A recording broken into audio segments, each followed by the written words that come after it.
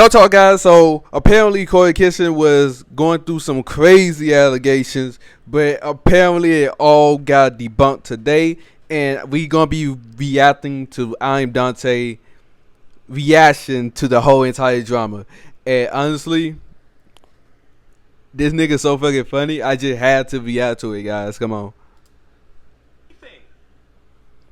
Y'all don't look into shit.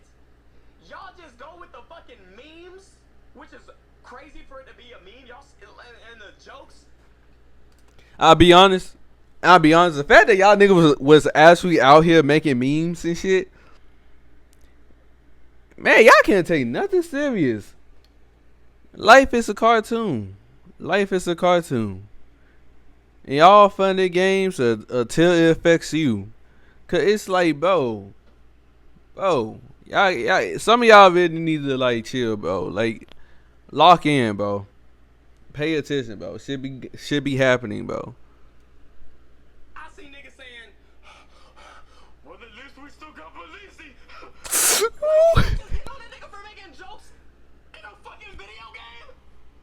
They do that shit. You bitches is brain dead. They do that You're shit. brain dead. Like, bro, you with Berlin, I don't know, bro. It's like, damn, you can't even make jokes. And I get it. I'm that kind of person too. I kind of like steal off from those kind of jokes. I feel like it's only funny in movies. I don't like telling those kind of jokes or hearing that stuff out there publicly, unless it's like a close group of friends. Then I'll just let it fly. But yeah, bro. Like, bro, y'all gotta stop idolizing people, bro. You gotta start idolizing yourself, man. Be your own role model. Be your own rule. Let me say it right. Be your own blueprint. You know what I'm saying? Go ahead and talk to him, Dante. Go ahead and talk to him, Dante. Y'all put these niggas on a pedestal like they're gods